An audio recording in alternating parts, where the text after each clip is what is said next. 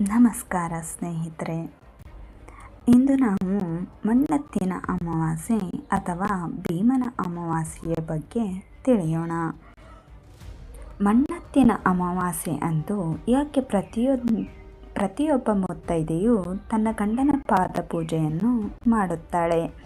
ಯಾಕೆ ಈ ಅಮಾವಾಸ್ಯೆ ಅಂದೇ ಪಾದಪೂಜೆ ಮಾಡಬೇಕು ಅನ್ನೋದೇ ಎಲ್ಲರಿಗೂ ಕಾಡುವಂತಹ ಪ್ರಶ್ನೆಯಾಗಿದೆ. ಅದರ ಹಿಂದಿನ ರಹಸ್ಯವೇನು? ಯಾಕೆ ಅದೇ ದಿನ ಪಾದಪೂಜೆ ಮಾಡಬೇಕು ಅಂತ ನಾವು ಈ ವಿಡಿಯೋ ಮೂಲಕ ತಿಳಿಯೋಣ. ಒಂದು ಹೆಣ್ಣಿನ ಕಣ್ಣೀರಿನ ಪ್ರಾರ್ಥನೆ ಸತ್ತಿದ್ದ ಗಂಡನಿಗೆ ಮತ್ತೆ ಜೀವ ಕೊಡಬಹುದೇ? ಒಂದು ಚಿಕ್ಕ ದೀಪದ ಬೆಳಕಿನಲ್ಲಿ ಮಾಡಿದ ಆ ಪೂಜೆ ಇಂದಿಗೂ ಕರ್ನಾಟಕದ ಸಾವಿರಾರು ಮನೆಗಳಲ್ಲಿ ಮುಂದುವರಿಯುತ್ತಿದೆ ಅಂದರೆ ನಂಬ್ತೀರಾ? ಆ ಒಂದು ನಂಬಿಕೆ ಹಿಂದೆ ಇರುವ ಕತೆ ಏನು? ಭೀಮನ ಅಮಾವಾಸ್ಯೆಯ ಕತೆ. ಇದು ಕೇವಲ ಒಂದು ವ್ರತದ ಕಥೆಯಲ್ಲ, ಒಬ್ಬ ಹೆಣ್ಣಿನ ಭಕ್ತಿ, ಒಂದು ಕುಟುಂಬದ ನಂಬಿಕೆ ಮತ್ತು ಶಿವ ಪಾರ್ವತಿಯ ಅನುಗ್ರಹದ ಬಗ್ಗೆ ಹೇಳುವಂತಹ ಕತೆ. ಅಮಾವಾಸ್ಯೆ ಎಂದರೆ ಸಾಮಾನ್ಯವಾಗಿ ಕತ್ತಲೆ ರಾತ್ರಿ, ಆದರೆ ಕರ್ನಾಟಕದ ಮನೆಗಳಲ್ಲಿ ಬರುವ ಒಂದು ವಿಶೇಷ ಅಮಾವಾಸ್ಯೆ ಮಾತ್ರ ಹೆಣ್ಣು ಮಕ್ಕಳ ಭಕ್ತಿ, ಪತಿಯ ಮೇಲಿನ ಪ್ರೀತಿ, ಸಹೋದರನ ಮೇಲಿನ ಕಾಳಜಿ ಮತ್ತು ಶಿವ ಪಾರ್ವತಿಯ ಮೇಲಿನ ನಂಬಿಕೆಯನ್ನು ಸಾರುವ ಪವಿತ್ರ ದಿನ. ಅದೇ ಭೀಮನ ಅಮಾವಾಸ್ಯೆ. ಹಿಂದೂ ಪಂಚಾಂಗದ ಆಷಾಢ ಮಾಸದ ಅಮಾವಾಸ್ಯೆಯಂದು ಕರ್ನಾಟಕದಲ್ಲಿ ಭೀಮನ ಅಮಾವಾಸ್ಯೆಯನ್ನು ಆಚರಿಸಲಾಗುತ್ತದೆ. ಈ ದಿನವನ್ನು ವಿಶೇಷವಾಗಿ ಮಹಿಳೆಯರು ವ್ರತ, ಪೂಜೆ ಮತ್ತು ಪ್ರಾರ್ಥನೆಗಳ ಮೂಲಕ ಆಚರಿಸುತ್ತಾರೆ. ವಿವಾಹಿತ ಮಹಿಳೆಯರು ತಮ್ಮ ಪತಿಯ ಆಯುಷ್ಯ, ದೀರ್ಘಾಯುಷ್ಯ ಮತ್ತು ಕುಟುಂಬದ ಒಳಿತಿಗಾಗಿ ಪ್ರಾರ್ಥಿಸುತ್ತಾರೆ. ಅವಿವಾಹಿತ ಯುವತಿಯರು ಉತ್ತಮ ಜೀವನ ಸಂಗಾತಿ ದೊರೆಯಲಿ ಎಂದು ಶಿವ ಪಾರ್ವತಿಯನ್ನು ಪ್ರಾರ್ಥಿಸುತ್ತಾರೆ. ಹಾಗೆಯೇ ಸಹೋದರಿಯರು ತಮ್ಮ ಸಹೋದರರ ಆರೋಗ್ಯ, ರಕ್ಷಣೆ ಮತ್ತು ಒಳಿತಿಗಾಗಿ ಕೂಡ ಪ್ರಾರ್ಥಿಸುತ್ತಾರೆ. ಜ್ಯೋತಿರ್ಭೀಮೇಶ್ವರ ಪೂಜೆ. ಮಣ್ಣಿನಿಂದ 2 ದೀಪಗಳನ್ನು ತಯಾರಿಸುವ ಮಹಿಳೆಯರು.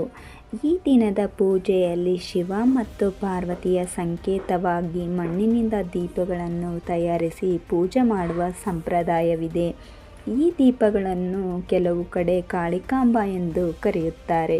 ಅವುಗಳಿಗೆ ವಿಭೂತಿ, ಕುಂಕುಮ, ಹೂಗಳಿಂದ ಅಲಂಕಾರ ಮಾಡಿ ಶಿವ ಪಾರ್ವತಿಯ ಸಾನ್ನಿಧ್ಯವನ್ನು ಭಾವಿಸಿ ಪೂಜೆ ಸಲ್ಲಿಸುತ್ತಾರೆ.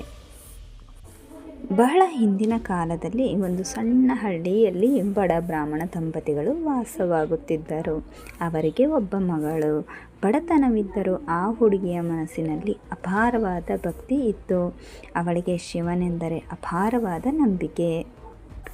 ಪ್ರತಿದಿನ ಶಿವನನ್ನು ನೆನೆದು, ಪರಮೇಶ್ವರನೇ, ನನ್ನ ಜೀವನವನ್ನು ನಿನ್ನ ಪಾದಗಳಿಗೆ ಅರ್ಪಿಸುತ್ತೇನೆ ಎಂದು ಪ್ರಾರ್ಥಿಸುತ್ತಿದ್ದಳು. ಒಂದು ದಿನ ಅವಳು ನದಿಯ ದಡಕ್ಕೆ ಹೋದಳು. ಅಲ್ಲಿ ಸಿಕ್ಕ ಮರಳಿನಿಂದಲೇ ಒಂದು ಚಿಕ್ಕ ಶಿವಲಿಂಗವನ್ನು ನಿರ್ಮಿಸಿದಳು. ಅದಕ್ಕೆ ಹೂಗಳನ್ನು ಅರ್ಪಿಸಿ ನದಿಯಿಂದ ನೀರು ತಂದು ಅಭಿಷೇಕ ಮಾಡಿದಳು. ಅವಳ ಬಳಿ ಬೆಲೆ ಬಾಳುವ ಪೂಜಾ ಸಾಮಗ್ರಿಗಳು ಇರಲಿಲ್ಲ. ಆದರೆ ಅವಳಲ್ಲಿ ಇದ್ದಿದ್ದನ್ನು ನಿಷ್ಕಪಟವಾಗಿ ಭಕ್ತಿಯಿಂದ ಸಲ್ಲಿಸಿದಳು. ಅವಳ ಮನಸ್ಸಿನಿಂದ ಶಿವನನ್ನು ಪೂಜಿಸಿದಳು. ಕಾಲ ಕಳೆದಂತೆ ವಿಧಿಯ ಆಟದಿಂದ ಆ ಹುಡುಗಿಗೆ ಒಬ್ಬ ರಾಜಕುಮಾರನೊಂದಿಗೆ ವಿವಾಹವಾಗುವ ಪರಿಸ್ಥಿತಿ ಎದುರಾಯಿತು. ಆದರೆ ಆ ರಾಜಕುಮಾರನ ಜೀವನದಲ್ಲಿ ಒಂದು ದೊಡ್ಡ ದುರಂತ ಎದುರಾಗಿತ್ತು. ಅವನ ಆಯಸ್ಸು ಕಡಿಮೆ ಎಂದು ವಿಧಿ ಬರೆದಿತ್ತು ಎಂಬುದು ಜನಪ್ರಚಲಿತ ಕತೆ. ವಿವಾಹದ ನಂತರ ರಾಜಕುಮಾರನಿಗೆ ಮರಣ ಸಂಭವಿಸಿತು. ಒಬ್ಬ ಯುವತಿ ತನ್ನ ಗಂಡನನ್ನು ಕಳೆದುಕೊಂಡು ದುಃಖದಲ್ಲಿ ಮುಳುಗಿದ್ದಳು. ಆದರೆ ಅವಳ ಭಕ್ತಿ ಸೋಲಲಿಲ್ಲ. ಎಲ್ಲರೂ ದುಃಖದಲ್ಲಿದ್ದಾಗ ಆ ಯುವತಿ ಮಾತ್ರ ಶಿವನನ್ನು ನೆನೆದಳು. ಪರಮೇಶ್ವರನೇ, ನನ್ನ ಭಕ್ತಿ ನಿಜವಾಗಿದ್ದರೆ ನನ್ನ ಗಂಡನ ಪ್ರಾಣವನ್ನು ಮರಳಿಕೊಡು ಎಂದು ಪ್ರಾರ್ಥಿಸಿದಳು. ಅವಳು ಶಿವ ಪಾರ್ವತಿಯನ್ನು ಶ್ರದ್ಧೆಯಿಂದ ಪೂಜಿಸಿದಳು. ಅವಳ ನಂಬಿಕೆಯಿಂದ ಯಾವುದೇ ಅನುಮಾನವಿರಲಿಲ್ಲ. ಅವಳ ಕಣ್ಣಲ್ಲಿ ಕಣ್ಣೀರು ಇತ್ತು, ಆದರೆ ಹೃದಯದಲ್ಲಿ ಶಿವನ ಮೇಲಿನ ನಂಬಿಕೆ ಯಥೇಚ್ಛವಾಗಿ ಇತ್ತು. ಜನಪ್ರಚಲಿತ ಕಥೆಯ ಪ್ರಕಾರ ಆಕೆಯ ಅಪಾರ ಭಕ್ತಿ ಮತ್ತು ನಿಷ್ಠೆಗೆ ಶಿವ ಪಾರ್ವತಿ ದೇವಿಯ ಅನುಗ್ರಹ ದೊರೆಯಿತು.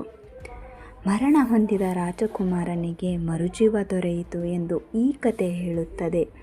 ತನ್ನ ಗಂಡ ಮತ್ತೆ ಕಣ್ಣು ತೆರೆದ ಕ್ಷಣ ಆ ಯುವತಿಯ ಸಂತೋಷಕ್ಕೆ ಪಾರವೇ ಇರಲಿಲ್ಲ. ಅವಳ ಭಕ್ತಿಯೇ ಅವಳ ಜೀವನದ ಕತ್ತಲೆಯನ್ನು ಬೆಳಕಾಗಿ ಪರಿವರ್ತಿಸಿತು. ಭೀಮನ ಅಮಾವಾಸ್ಯೆಯ ಆಚರಣೆಯೊಂದಿಗೆ ಕಥೆಯ ಸಂಬಂಧ. ಈ ಕಥೆಯ ಸ್ಮರಣೆಯೊಂದಿಗೆ ಆಷಾಢ ಅಮಾವಾಸ್ಯೆಯಂದು ಶಿವ ಪಾರ್ವತಿಯನ್ನು ಪೂಜಿಸಿ ಪತಿಯ ದೀರ್ಘಾಯುಷ್ಯ ಮತ್ತು ಕುಟುಂಬದ ಒಳಿತಿಗಾಗಿ ಪ್ರಾರ್ಥಿಸುವ ಸಂಪ್ರದಾಯ ಬೆಳೆದು ಬಂದಿದೆ ಎಂದು ಜನಪ್ರಚಲಿತ ನಂಬಿಕೆ. ಇದು ಕೇವಲ ಒಂದು ವ್ರತವಲ್ಲ, ಒಂದು ಹೆಣ್ಣಿನ ಭಕ್ತಿ, ನಂಬಿಕೆ ಮತ್ತು ಕುಟುಂಬದ ಮೇಲಿನ ಪ್ರೀತಿಯ ಸಂಕೇತ ಎಂದು ಭಕ್ತರು ಭಾವಿಸುತ್ತಾರೆ. ಭೀಮನ ಅಮಾವಾಸ್ಯೆಯಲ್ಲಿ ಪತಿಯ ಒಳಿತಿನ ಜೊತೆಗೆ ಸಹೋದರರ ಯೋಗಕ್ಷೇಮಕ್ಕೂ ವಿಶೇಷವಾದ ಸ್ಥಾನವಿದೆ. ಸಹೋದರಿಯರು ತಮ್ಮ ಸಹೋದರರಿಗೆ ಯಾವುದೇ ಕಷ್ಟ ಬರಬಾರದು, ಅವರಿಗೆ ಆರೋಗ್ಯ, ಸಂತೋಷ ಮತ್ತು ದೀರ್ಘಾಯುಷ್ಯ ದೊರೆಯಲಿ ಎಂದು ಪ್ರಾರ್ಥಿಸುತ್ತಾರೆ. ಕಡುಬು ಒಡೆಯುವ ಸಂಪ್ರದಾಯ. ಈ ಹಬ್ಬದ ಮತ್ತೊಂದು ಕುತೂಹಲಕರ ಸಂಪ್ರದಾಯ ಕಡುಬು ಒಡೆಯುವುದು. ವಿಶೇಷವಾಗಿ ತಯಾರಿಸಿದ ಕಡುಬಿನಲ್ಲಿ ನಾಣ್ಯವಿಟ್ಟು ಪೂಜೆಯ ನಂತರ ಸಹೋದರರು ಅಥವಾ ಹುಡುಗರು ಅದನ್ನು ಒಡೆಯುವ ಸಂಪ್ರದಾಯ ಕೆಲವು ಕಡೆ ಇದೆ. ಇದು ಹಬ್ಬದ ಸಂಪ್ರದಾಯವನ್ನು ಇನ್ನಷ್ಟು ಹೆಚ್ಚಿಸುತ್ತದೆ. ಭೀಮನ ಅಮಾವಾಸ್ಯೆಯ ಕಥೆ ನಮಗೆ ಒಂದು ಸುಂದರವಾದ ಸಂದೇಶವನ್ನು ನೀಡುತ್ತದೆ. ಭಕ್ತಿ ಎಂದರೆ ಕೇವಲ ದೊಡ್ಡ ದೇವಾಲಯಕ್ಕೆ ಹೋಗುವುದು ಅಲ್ಲ, ನಮ್ಮ ಮನಸ್ಸಿನಲ್ಲಿರುವ ನಂಬಿಕೆಯೇ ನಿಜವಾದ ಪೂಜೆ.